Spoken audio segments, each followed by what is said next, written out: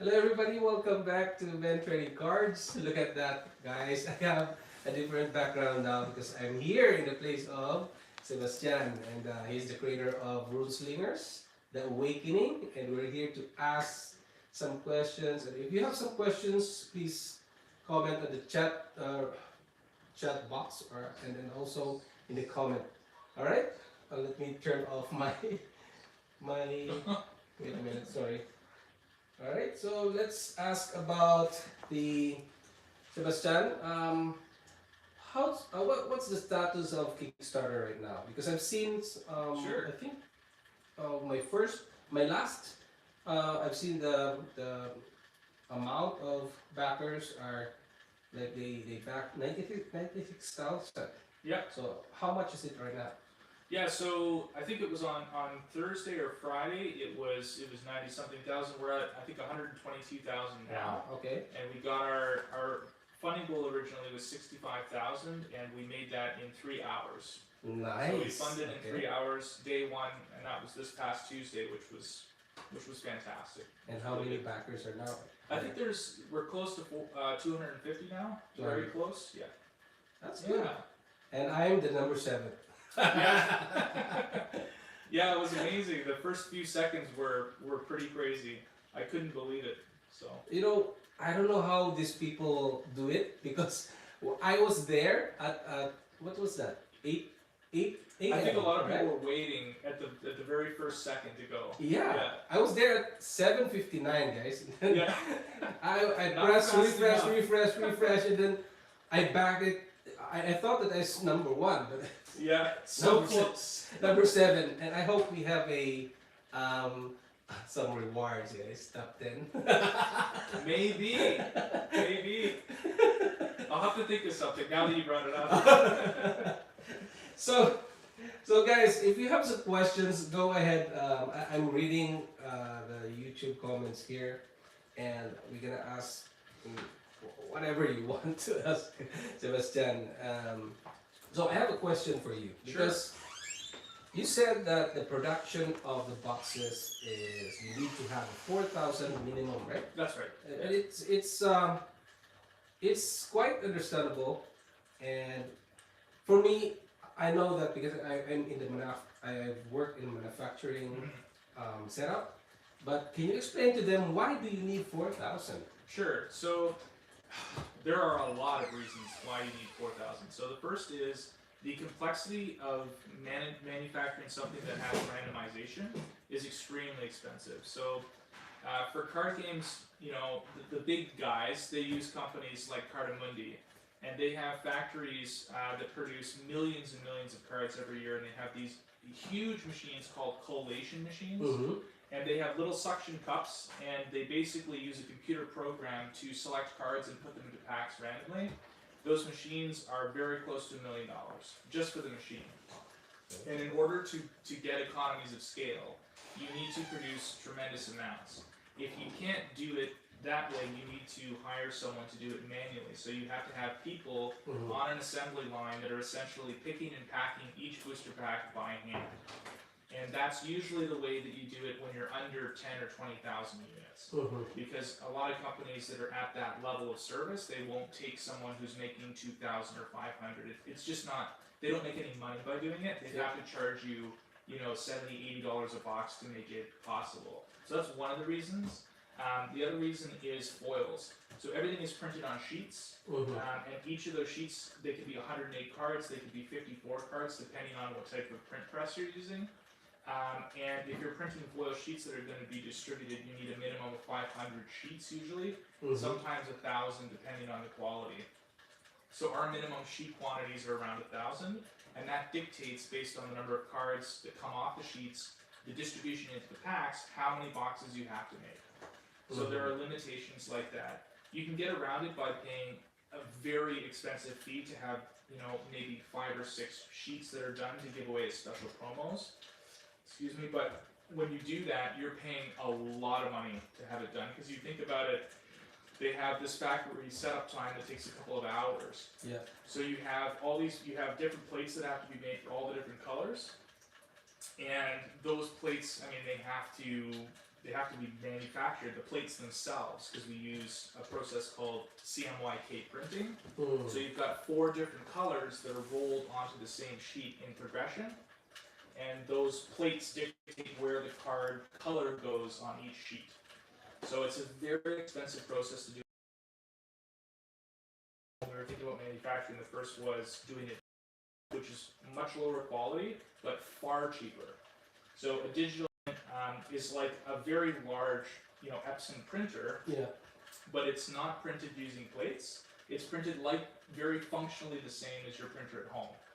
Okay. But the thing is, it's almost impossible to have selective foiling when you're using that type of printing, because on a CMYK printer you can do a black background that covers up where you don't want the foil to show through. Yeah, correct. And that it doesn't work the same when you're using a digital printer. So does it look like the plotter?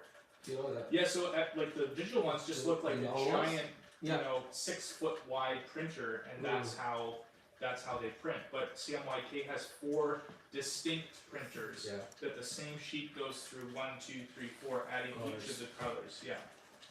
Yeah, so that's one of the reasons why we had to do a minimum of 4,000 is, and we're actually lucky it was that low. If you really want to get a high quality print and you want to go to someone who's very experienced and knows what they're doing, it's part of the business, unfortunately. Yeah, and to add to that, they have to create their own die just for that set. Every sheet. So every sheet, every card has its place on a special plate, and they're all manufactured uniquely. And if you change one thing, even if you change even a letter, you need an entirely new sheet. So it can be very expensive, especially when you're doing serialized cards that are 1 of 50. You've got to pay a lot of money for that because you're only making one sheet as opposed to 500 or 1,000 sheets. So you have this minimum of 4,000, and now you have you have the money with 122. Yeah. How much is that converted to a box? Like how many boxes that you're almost... So how many boxes have we sold? Yes, for now. That 122. So there are 13 of that total dollar amount. We've sold 1,300 booster boxes. Oh. Yeah, but we've also sold, in there are some play mats and starter decks as well. And of course the OP kits, the organized play kits, because some backers, like the Rising Stars, they get OP kits, the founders get OP kits. So that would be like if you said 1,300, right? Boxes? 1,300 booster boxes, Yeah, so you need 2,700 to complete the 4,000. Right? Sort of. Yeah. So we're going to be keeping around probably 100 booster boxes, maybe 200 for prize giveaway in the future, for redemptions, and for content creators. And then we've got to keep another 300 to 400, which is 10% of the total, for loss and damage. And that's just standard across the board. So those go to the distribution centers, and if there's any issue with someone's mail getting wrecked or destroyed, we have boxes that we can send them to be assured that they get what they ordered. So what if you just get just an example, you can't reach the 4,000?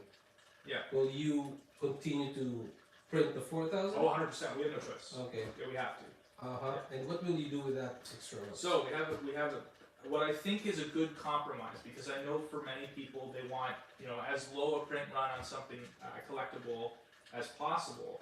But what we're going to do is, when the Kickstarter closes, 30 days later roughly, our backer kit survey is going to go out to backers, where they fill in all their shipping information. And we're going to allow you to add booster boxes as an add-on through the survey. So the numbers are also going to decrease from there. That's only possible if you back the Kickstarter. If you're not a backer, you'll never see that survey. And the next thing is, about December, when we have our official launch, after our booster boxes have been fulfilled in November, when we open up our e-commerce platform for sales, we are going to contact everyone who backed and offer them to buy out our remaining supply at Kickstarter prices. Once those are gone, we're gonna give maybe a 2-week window to anyone who backed to sell off those boxes. If they sell out, that's it, they're sold out. If they don't, any remaining supply, which I can't see being that much, we're going to be increasing prices on the website and selling those until they're gone. Okay. And that's it. Website is the Runeslinger website. Runeslingers website, that'll be our website. Marketplace. Yeah, exactly. Yeah. Okay. So you will not be selling it, and then how about? Can you explain to us how do you distribute this your products? Yeah, Like not just for Kickstarter, but Sure. for the future. so it's expansion actually going to be the sets. same, effectively. Okay. Yeah, so what we're going to do is we're going to use the same distribution centers that we're using to fulfill our Kickstarters. That's through ShipQuest. So we're going to have our manufacturers send out shipments based on our minimum order quantities and where our customers are geographically located Mhm. to those centers. When you place an order on the website, it will ship from that center. So we're going to have one in the US, one in Canada, and one in Europe. Mhm. And as the game grows, we can add more centers, but Yeah. originally it's going to be probably those three locations. The US represents about 75% of our market.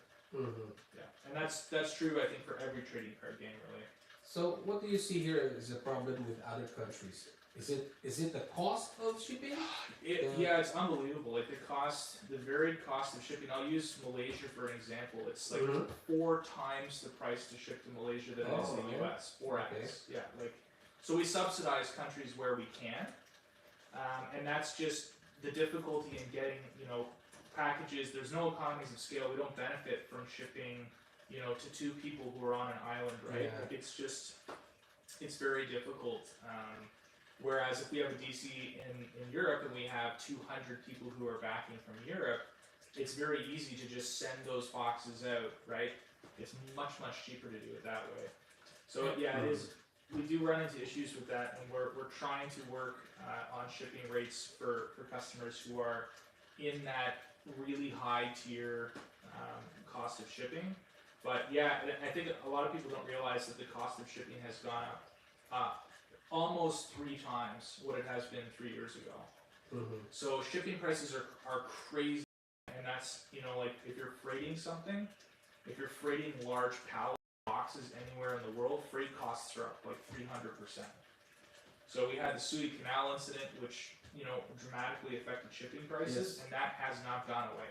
So there are ships that Oh. are stuck at port, and the problem with those is they'll just take who's giving them the most money to fill up the ships. So there's a lot of competition when it comes to shipping, and it's extremely expensive. It causes a lot of problems for for backers who are not familiar with shipping costs. What happens a lot of the time is they undercharge for shipping, and then they're very surprised when they find out how much it actually costs. Mhm. So that's why we partnered with ShipQuest, because they know this business inside and out. They completely understand what the costs are, Yeah. and this is their business. They specialize in this. They're professionals, so that's why we partnered with them. Yeah. Do you have you seen like potential issue with customs opening the sealed boxes? Yeah, I mean that's inevitable. That's gonna happen. That happens for every product on the market. It's just that's reality. Like if you're shipping internationally, sometimes it's Yeah. gonna happen. There's no guarantee anyone can truthfully make about customs not opening boxes. That's impossible. So But customs has the right to open anything Correct. that's coming into the country. You can't make any promises about that not happening because it wouldn't be honest. it So. depends on the law. On the Yeah, country. so what we do is we make sure that depending on where we're shipping, all of our boxes are marked appropriately. That's a big thing Yes. for customs. So our manufacturer knows exactly what we need to have on boxes.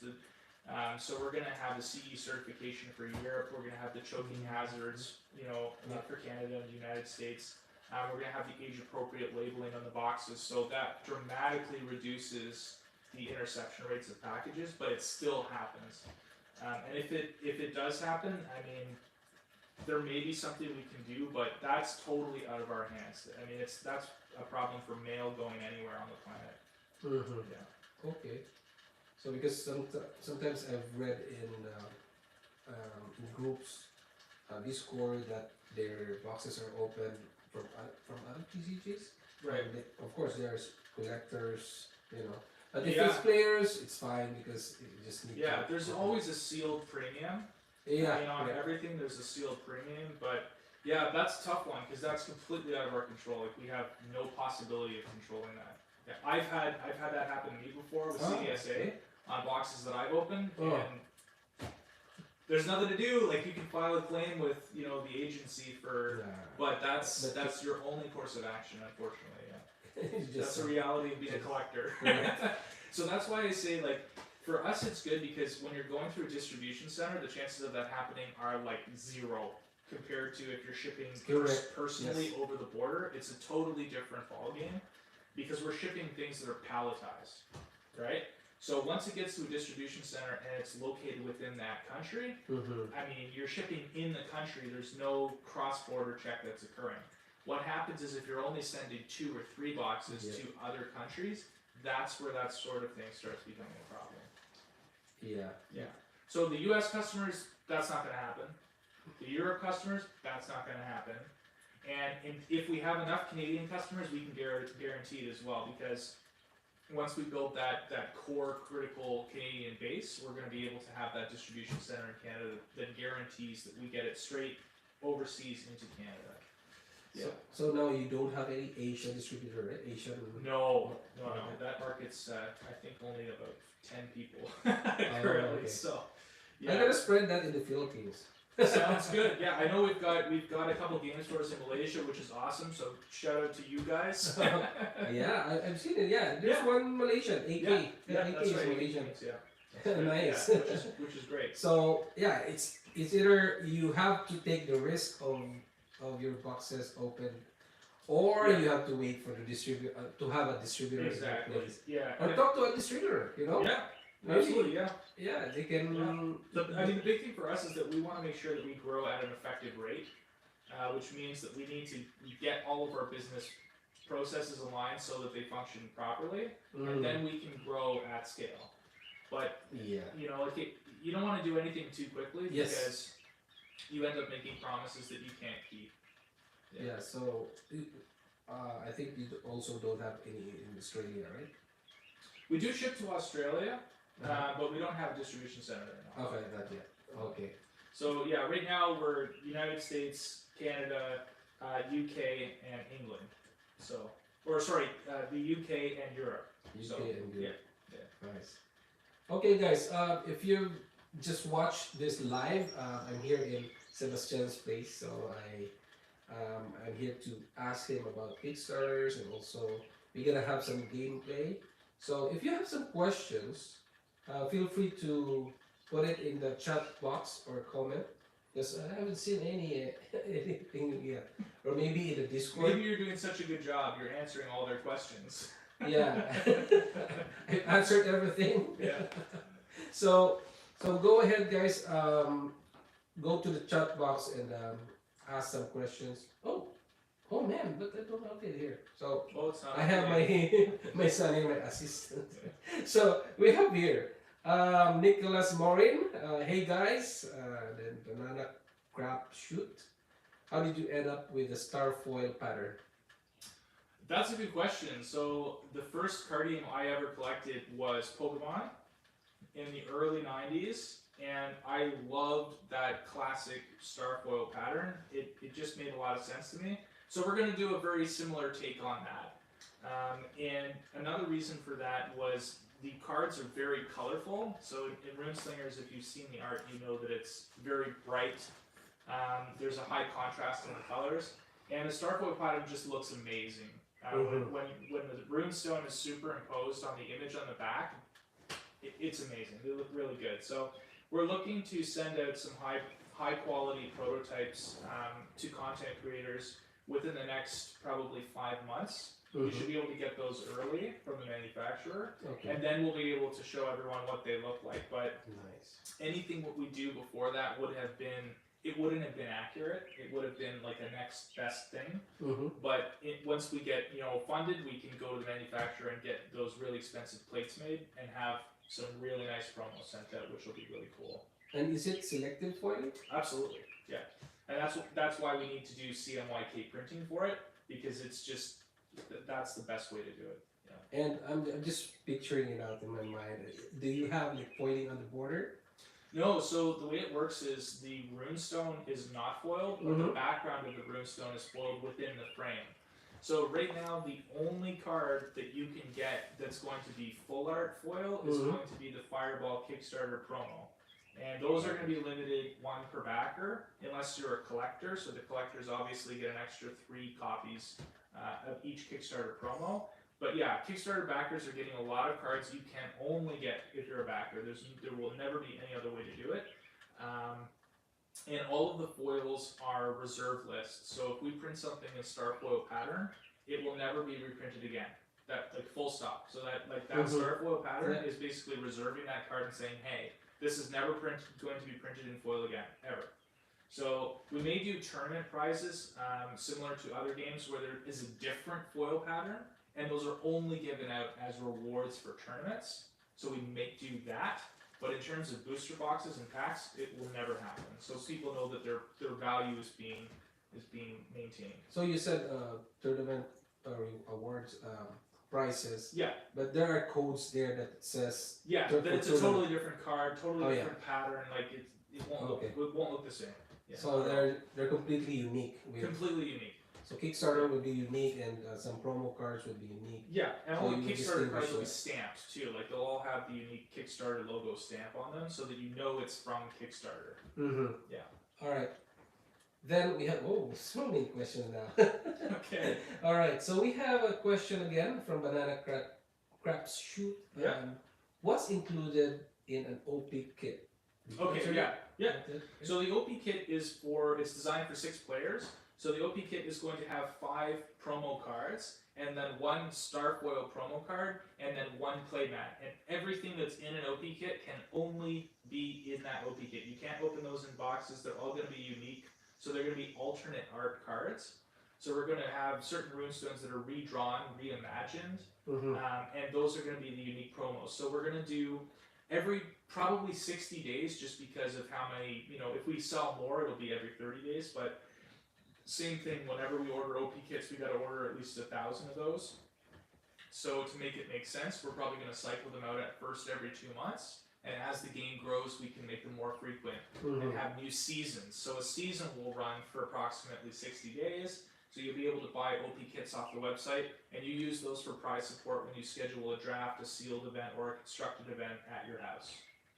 Yeah. Oh, you mentioned at your house. That is a good one. Because I haven't seen any TCG yet that supports a small group of people, having like a small tournament. We're really excited about that. That's a really good one. And I think it's going to make a huge difference. So I think that's going to be our competitive advantage. Yeah. Is that we really want to bring players together who just want to play in their own homes, but they want to be rewarded. They want to have a fun tournament. So if you want to get 6 of your best friends together and have a 5-hour night in a tournament, and you don't have an LGS, or you don't want to go to an LGS because it's not convenient, it's too far away, you buy 1 OP kit.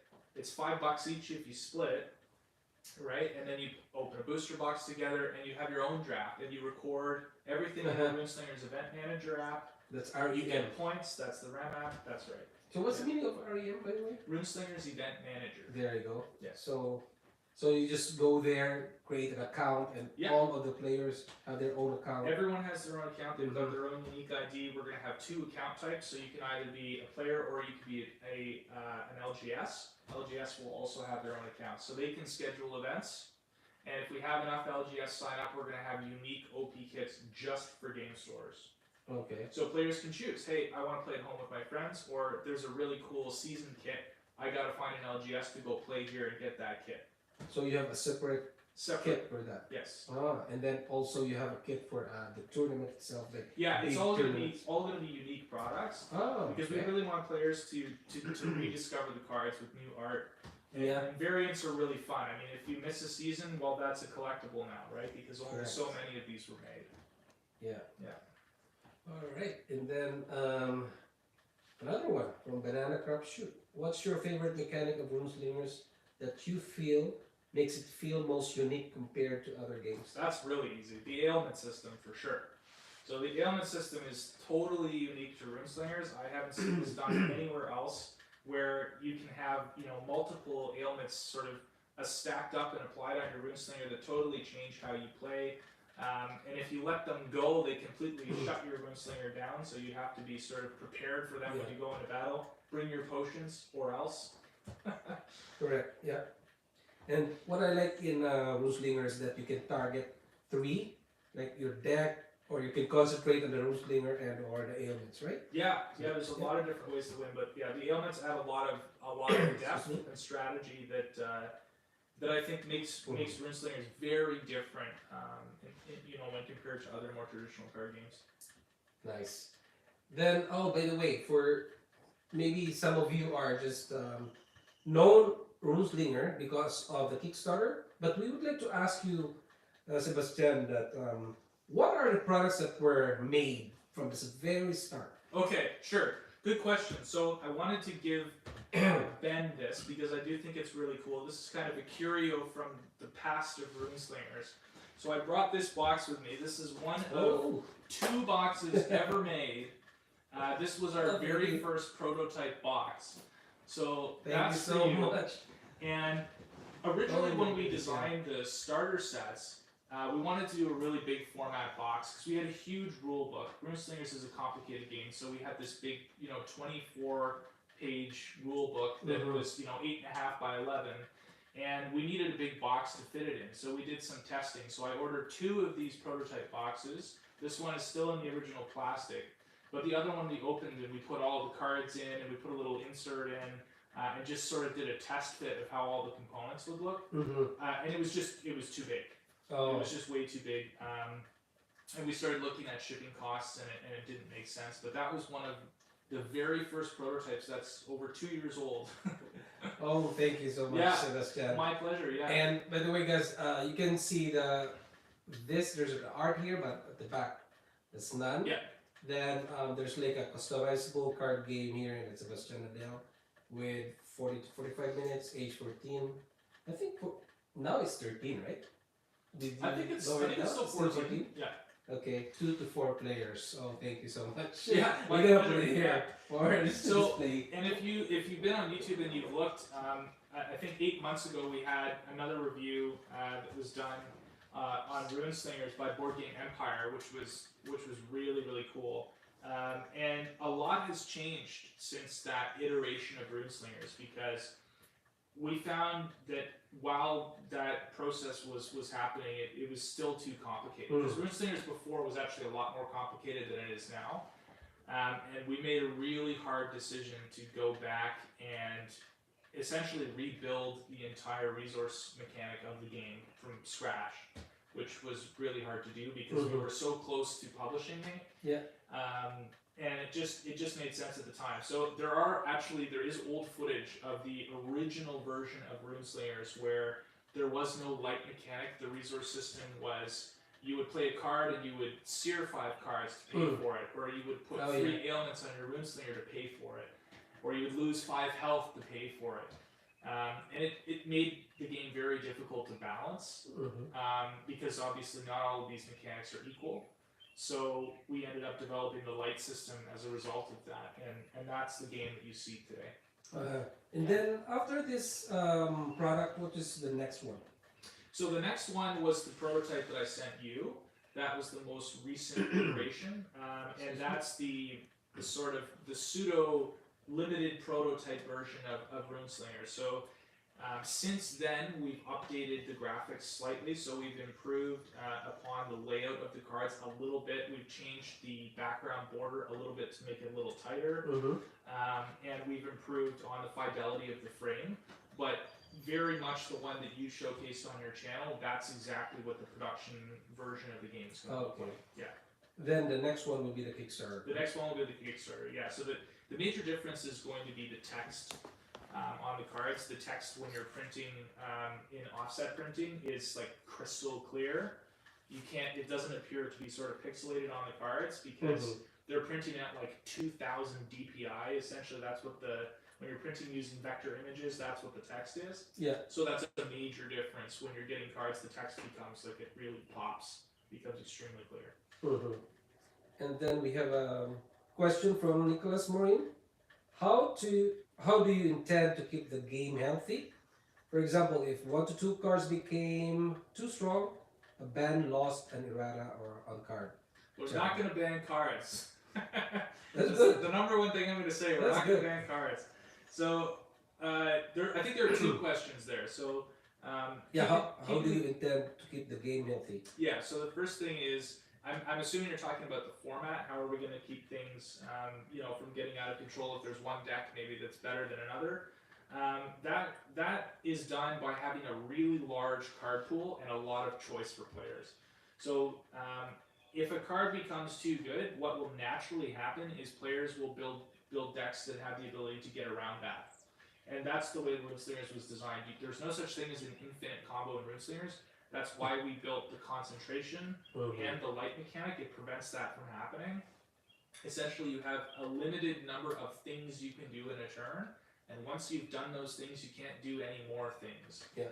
And that system alone gets rid of probably 50% of the problems other card games have with their resource system, where you can create these infinite, unending combos where people are just drawing a ton of cards and putting them all down onto the field. It's not possible in Runeslingers.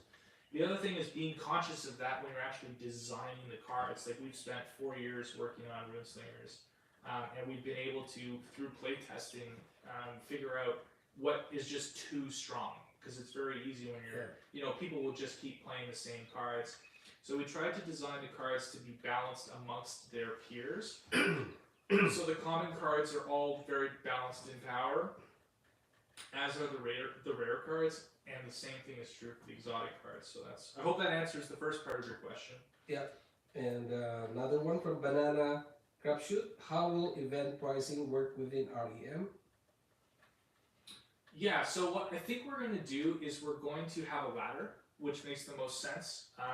If you ever played PvP in a video game, ladders are awesome. I really like ladders. Snake ladders, you mean? No, like a ladder of who's got the most points. Oh, okay. So players who play in a lot of events, if you're running events with multiple other players, I think we're going to do a promo release, so we can send players promo cards based on their ladder ranking. Okay.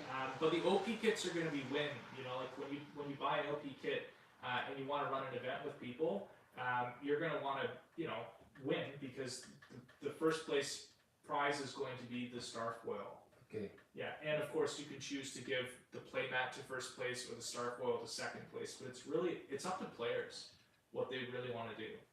Yeah. And are you going to have an event this year? So probably not. The reason for that is we only ship in November, which is at the end of the year. Yeah. So that would be really, really tricky to pull off. But 100% in 2023 we are going to have scheduled events. Yes. 2023, and that will be, I hope, in Toronto or in Ottawa. Yeah. Near my place. 100%. Yeah. And I don't think we'll have it. Like, one of the big things that's important to remember is that with printing 4,000 units, that leaves us, if we don't sell all 4,000, it leaves us a lot to give away to content creators and to stores. Because the best way to get a store to carry your product, if you're not going through a distributor, if you're using our business model where we're selling direct to consumer, direct to store, we can say, hey, here's our product, open it and tell us what you think. Right? And we can send them a complete, fully functional game. We're not telling them, hey, look at this prototype. We're saying, here's the finished product. It's, here's our distribution model. We just fulfilled, 400 or 500 backers. We know what we're doing. You can trust us to get the product to you.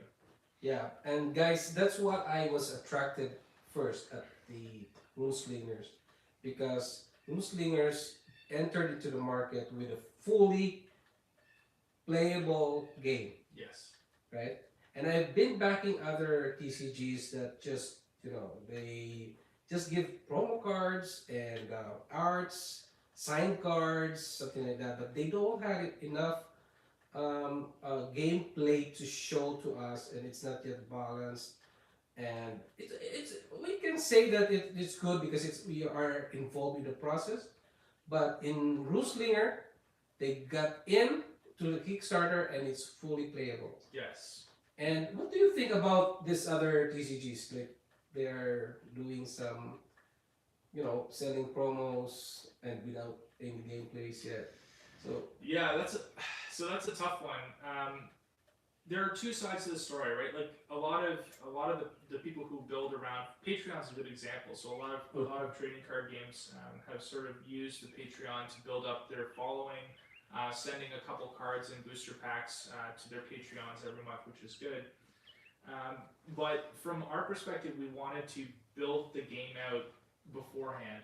So I paid, we've spent probably $15,000 to $20,000 on art already. Okay. And we have about 190 unique pieces of art done already. So we're there. Like the proof of concept phase is long gone. Like we've made it. And the other thing is that I didn't want to have old versions of the game circulating in the marketplace that don't represent our product, that don't represent what we want it to look like, that's not the best version that it can be. Because when people see that and they see the pictures on the internet, they get confused. Is this what the game looks like? Sure. They don't know if that's recent or if that's an old product. And I just didn't want to deal with it. And if you look at historical games, none of them did that ever. Like the old games that came through the old model of distribution, where you have a publisher who releases a game, they weren't sending out promos of prototypes that they'd made. And I'm sure it's for the same reason, right? So we do have prototypes coming out now to content creators, but those are of the game that's finished, that we've been playtesting for 4 years. And those are what we're going to have in the booster pack. So when you're looking at the art and you're looking at the design of the card, that's not going to change. That's what the product's going to look like. So you mean everything that is out right now in the market or inside the box are all playable? I should say everything except for Board Game Empire. Okay. That version was, so he has, I don't think he knows this, but he has the only previous version in existence. So that one is, and it's fully playable game. So so he has probably one copy of every card in the game, at least one. I think he might have two, in fact, of the old version. But when we rebuilt it, that was the point where we said, okay, no more until we're sure we're done, because we don't want to have to go through this again. And we made that critical choice based on a lot of watching his videos, right? Because we noticed that it was much more complex to pick up the game than we wanted. I wanted someone to be able to learn how to play Runeslingers who'd never played a card game in 30 minutes. And for Magic players, I can teach you how to play the game in 5 minutes. And it's like watching them pick up the game is awesome, because they just know that there are familiarities that players have who play a lot of card games, who, when you explain the game, even if you've never played it before, you understand the concepts, like drawing cards on your turn, playing cards and targeting something with an effect, that they just inherently understand. That's a long-winded explanation, but oh yeah. By the way, the name Runeslingers, the Awakening, will it be?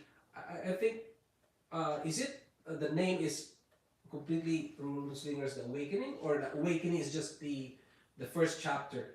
Yeah, so it's a good question, because the card back will never change, but we're going to have new sets that will have different names. So the card back will always picture the Runeslingers, the Awakening insignia and icon, but in the future, the Incursion of Ozara is going to have a totally different theme, and it's going to have a new class, and it's going to have new Runeslingers that you've never played before, new stances and abilities, and obviously a new icon. But in order to keep the cards all playable, we're going to keep the card back the way it is. And you know what? I've seen, is it a promo card that you've shown in the Kickstarter with animals? Yes. Now, and my question is, are you introducing more creatures or animals in this, in the next set or this set? Yes, that's all I'm going to say. Oh. Yes, 100%. But we don't know how they work, guys. Exactly. Yeah. I can't give you everything, but if you're in the Discord, we're going to be looking for playtesters very soon. We're going to be running a tournament as soon as the Kickstarter ends. We're going to be running another tournament in the Discord, and after that, we're going to be looking for NDA playtesters who want to participate in the design process for the next set. Yeah. And you know what? Also, regarding marketing of your product, I've been telling this to most of the ones I interviewed with the creators, that they should have a group of content creators. So if you have something to give to other to announce, it goes from you to the content creators. Yes. Yeah. I told them before, but they haven't they haven't done that as of the moment. But I wanted to ask you, are Are you willing to do that? Like you have, Yeah. how do you call it in the presidential press, right? Yeah. Like the president will tell this press, and then it will be. No one wants to watch the YouTube channel of a president. It's not fun. So no one wants to watch me ramble on. I have no interest in doing that. What I use our YouTube channel for is updates for our backers, which is really important. So there's good communication. Everyone knows exactly what's going on. But in terms of content creation, that's not my department. I'm not the minister of content. That's your job. So I'm going to make sure that you guys are able to do your job, and we give you things to open and present and preview ahead of anything I say. So 100%, you can be my press department. one of them. So, there's gonna be more than one for sure. So this is what I'm thinking, because you can't please everybody. No, it's so impossible. if you're the only one doing the marketing, and you can't please everybody, so you have to spread, and people, most of the people, they join a YouTube channel or they subscribe to a YouTube channel because they love how this content creator speak, how he looks, something like that. So you have to spread it, and that's what I'm always telling to other content to TCG creators. So thank you for understanding my view. It's our responsibility to listen too, right? Yeah. So I think a lot of people, they don't appreciate how important content creators are. And it's, in essence, it's free advertising, guys. Like, just give them stuff. Like, it's good for your business if you get your product into the hands of people who can appreciate it. Yeah, give them. For me, I have patrons. I spend $1.30 for mailing, and the card costs probably maybe $1. So you spend $2 for spreading your game. Yeah, and anyone who knows how much marketing costs, you should know that's a very low cost to acquire customers. So. Oh yeah, I'm also doing some Facebook advertisements last time with my previous other channels. So I've done that, and you pay $20 a day for this certain. $20 a day is nothing. No, this an example for 1,000 people, something like that. So $20 is, and $2 for a content creator, or $5 or a box of something. Yeah, goes a long way, So thank you for that. And we have a question, another one from Nick Mo. How will be the follow-up for the Kickstarter?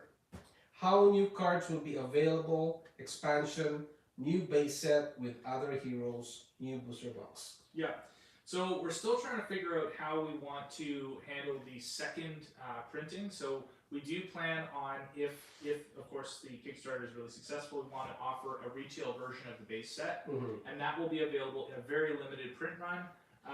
And that will only be available for probably a year until the next expansion comes out.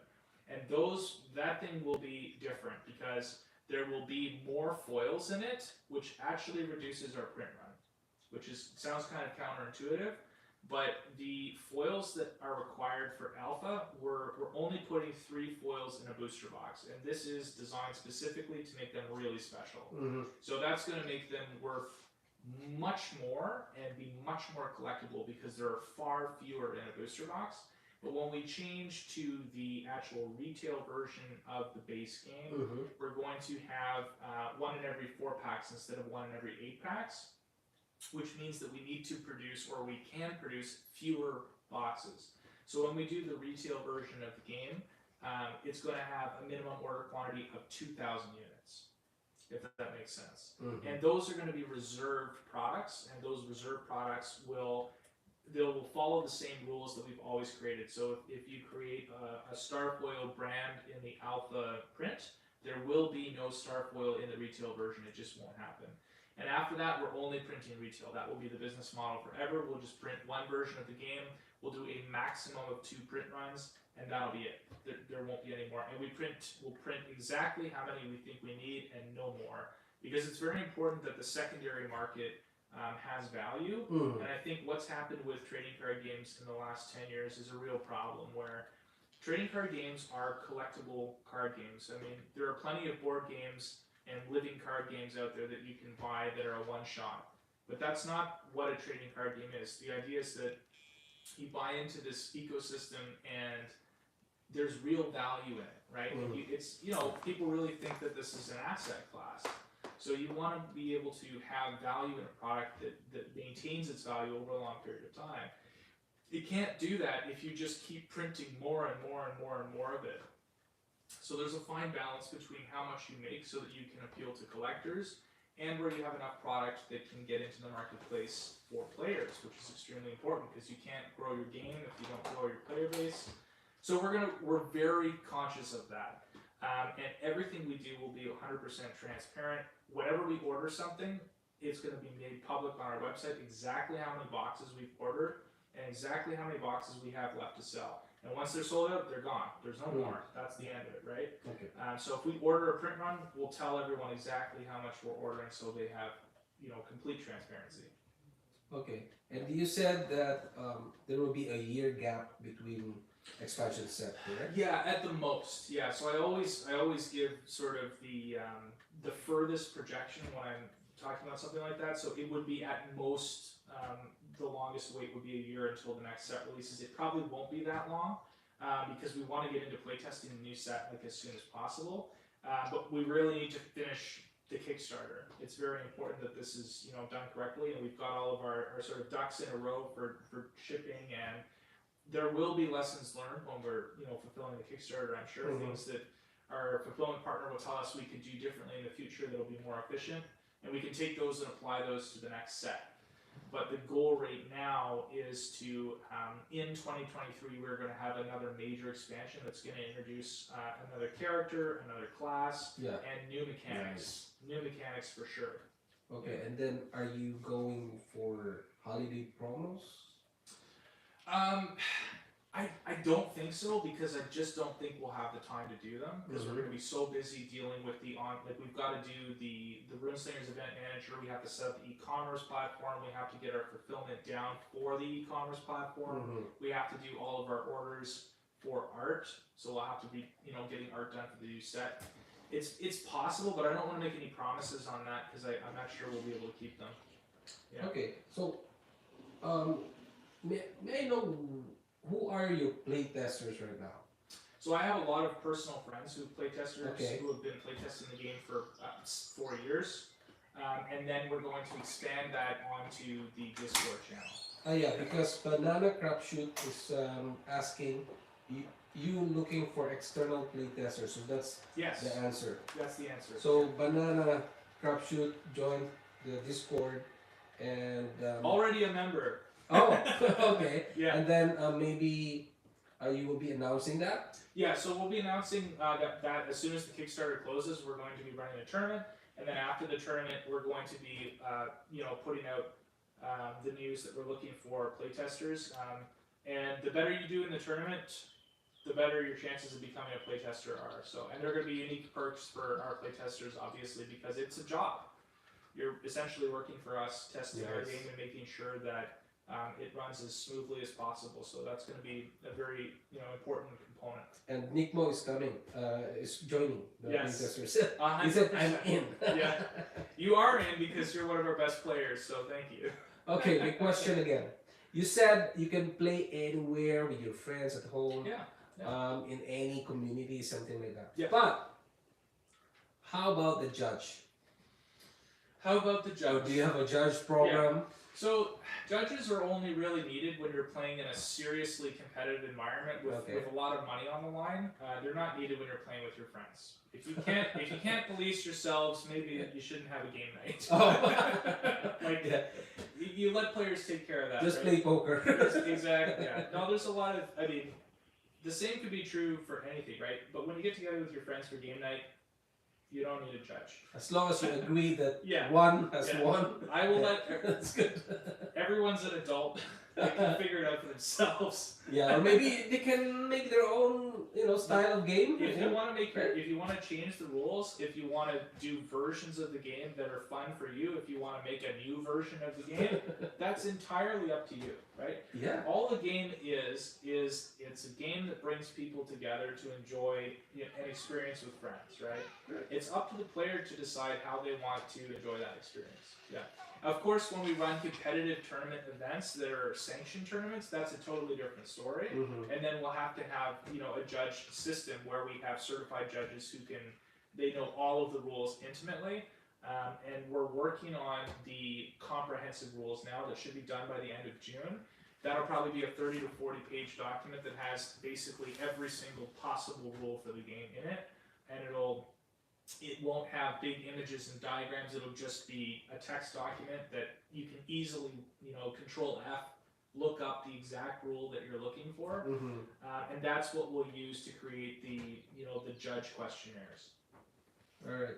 So for those who just watch this live, you can comment down below your questions about Runeslingers, whatever questions you got, and then I'm gonna read those for you for Sebastian. And also, I think we need 5 minutes more, right? Sure. Because we're going to have a gameplay with Sebastian that will be recorded and will be soon be published in my channel. My question is also, who are your artists right now?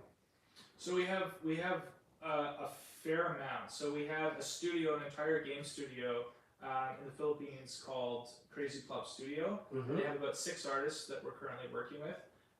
And they prefer to use that as their card name, so all the cards of Crazy Club Studio are done by one of those 6 artists.